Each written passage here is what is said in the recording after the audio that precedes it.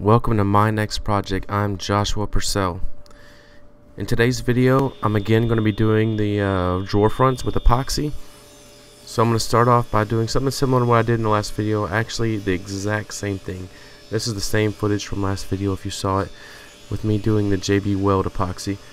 I'm just going to the table saw and I'm going to cut this in multiple passes to get the board split in half and get them resawn to the right width. Then I'm going to go ahead and sand them and clean them up a little bit and get them taken care of and make them look nice.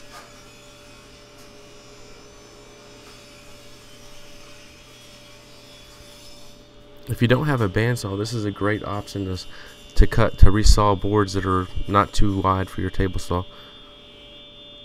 I've done this before and I've had a lot of success, so if you don't have a bandsaw, you might give this a try. And now I'm just going to sand off all those rough edges and get ready to put the epoxy on. And here I'm just going to take a simple water bottle, cut the top off, and use this to mix up the epoxy in.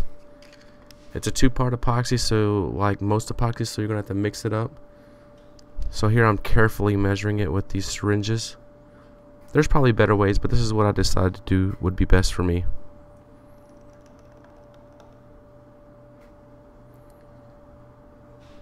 And then once I add the hardener, I'm going to go ahead and mix this all up and get it mixed, and then I'll go back and add the spray paint to make it black.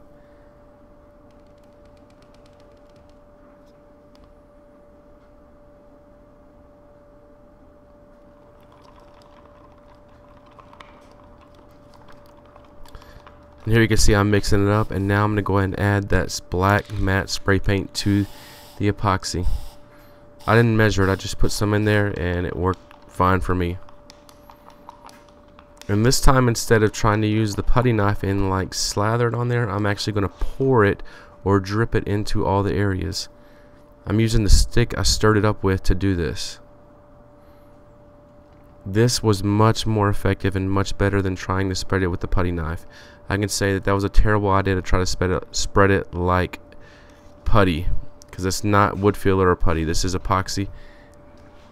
And I will say that the Weld epoxy was much thicker, and it did not have near the viscosity that this 635 from US Composites does. If you're interested, I got this epoxy off US Composites website, and there'll be a link in the description below to show you exactly where it came from.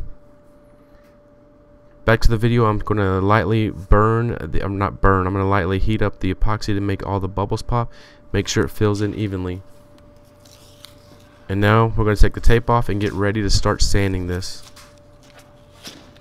I didn't even try the card scraper this time. I went straight for the sanding.